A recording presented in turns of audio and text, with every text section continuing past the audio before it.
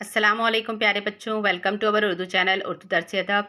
बच्चों, आज हम दर्जा 8 में सबक नंबर 8 ही पढ़ेंगे, जिसका नाम है आसमानी दोस्त। मिनी अपने घर की पहली मंजिल की बालकनी में व्हील चेयर यानी पहियों वाली कुर्सी पर बैठी बाहर पार्क में खेलते हुए बच्चों को देख रही थी।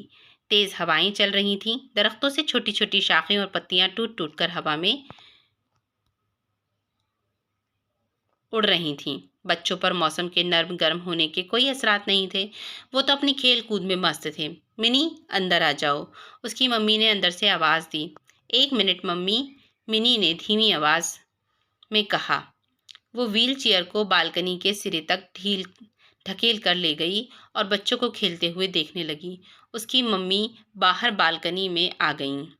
मिनी, गुड़िया, हवा बहुत तेज चल रही है, बाहर बैठना ठीक नहीं है, चलो अंदर चलो, अच्छी बेटी है मेरी। मिनी इसी तरह बालकनी से झांकती रही। बस जरा सी देर उसने जिद की, मम्मी अभी ये बच्चे भी तो खेल रहे हैं। उसकी मम्मी ने पार्क में खेलते बच्चों को देखा, लंबी ठंडी सांस ली और अंदर जाते हुए बोली, जल्दी अंदर आ जाना, मैं नहीं चाहती कि तुम भीगो। मिनी 12 साल की थी और वो माजूर थी मतलब अपाहिज थी, मगर वो घिसट घिसट कर चल सकती थी। वो अपनी व्हीलचेयर खुद चला लेती थी। वो एक ख़ास तरह के स्कूल में जाती थी, जहाँ उसे ख़ास किस्म की कसरतों और चलने की मशक़ कराई जाती थी। साथ ही साथ वही सब मज़मून पढ़ाए जाते थे जो सब बच्चे स्कूल में पढ़ते हैं। मगर मिनी का कोई दोस्त नहीं था। उसे इस घर में आए हुए 6 महीने हो गए थे, मगर अब तक कोई ऐसा नहीं था जो मिनी के साथ खेले। पड़ोस के सारे बच्चे अपने अपने खेलों और स्कूल के कामों में मसरूफ़ रहते थे। उन्होंने मिनी से दोस्ती नहीं की थी। वक्त गुजारने के लिए मिनी का सबसे अच्छा मशगला बच्चों को खेलते हुए देखना था। बारिश की बड़ी बड़ी बूंदें गिरने लगीं, मगर बच्चे अपने खेल में लगे रहे। बड़ी सी लाल गेंद ऊपर नीचे उछलती रही। अचानक बच्चों के बीच एक और गेंद आ गई, एक कत्थई रंग की गेंद। लड़कियों ने चीखें मारी और लड़के गला फाड़ फाड़ कर चिल्लाने लगे। एक लड़का गेंद को छूने के लिए झुका, तभी अचानक उसने पर फड़फड़ाए और उड़ गई। उससे पहले कि मिनी की समझ में कुछ आता कि क्या हुआ, वो गेंद उड़ती हुई उसकी बालकनी तक आ गई और उसकी गोद में उतर गई। मारे हैरत के एक पल तो मिनी की समझ में कुछ नहीं आया। जब ज़रा संभली तो देखा कि उसकी गोद में जो चीज़ है वो गेंद नहीं, एक चिड़िया है, जो डर के मारे सिकुड़ी सिमटी उसकी गोद में बैठी है। बारिश अब तेज़ हो गई थी। मिनी, उसकी मम्मी चिल्लाती हुई बाहर आईं ताकि उसकी कुर्सी ढकेल कर अंदर ले जाएं। ये क्या है? वो चिड़िया को देखकर हैरत से बोली, मम्मी ये एक बतख है, आसमान से आई है, ये मिनी ने धीरे से कहा। वो चिड़िया बतख ही थी, यानी शॉवेलर की एक किस्म। ठंडे शिमाली इलाके से हर साल हिंदुस्तान आने वाला एक मेहमान, शायद वो अपने गौल के साथ यानी अपने झुंड के साथ अपने वतन वापस जा रही होगी, मगर तेज़ हवा की वजह से अपना रास्ता भूल गई। अपने साथियों से दोबारा जा मिलने की दीवानावार कोशिश में उसके बाजुओं में चोट लग गई। वो एक खूबसूरत जंगली बतख थी। उसके जिस्म का निचला हिस्सा मुलायम और मखमली था। उसकी चोंच फावड़े की तरह चौड़ी सी थी। उसके उसके पर चमकीले नीले, सफ़ेद और भूरे थे। उस वक्त वो बेहद थकी हुई लग रही थी। मिनी की मम्मी ने उसे उठाने की कोशिश की, लेकिन उसने अचानक उनके हाथ में चोंच मारी। हाय! वो चिल्लाईं और अपना हाथ पीछे खींच लिया। वो एकदम तड़पी और लुढ़क कर कमरे में एक कोने में सिमट कर बैठ गई। शाम तक मिनी और उसकी मम्मी बतख को कुछ खिलाने की कोशिश करती रहीं। उन्होंने उसके सामने रोटी के टुकड़े, फलियाँ और फल सब कुछ रखा, मगर उसने कोई चीज़ छुई तक नहीं। मम्मी, उसे कुछ पके चावल कुचलकर दूध के साथ दे दीजिए, मिनी ने मशवरा दिया। उसकी मम्मी ने एक प्याले में पके हुए चावल डालकर कुचले और उसमें दूध शक्कर मिलाया। चिड़िया की चोंच खोली, ड्रॉपर से उसे खिलाया। जैसे ही उसके पेट में खाना गया, बतख कुछ चाको चौबंद सी नजर आने लगी। मालूम है मम्मी, मैंने इसका नाम क्या रखा है? मित्रा नाम है इसका, मिनी ने कहा। उसकी मम्मी मुस्कुरा दी। हम मित्रा को कहाँ लिटाएं मिनी? उसके पापा ने उससे पूछा। पापा, मैं चाहती हूँ ये मेरे पास रहे, शायद इसे रात में मेरी ज़रूरत पड़े, मिनी ने कहा।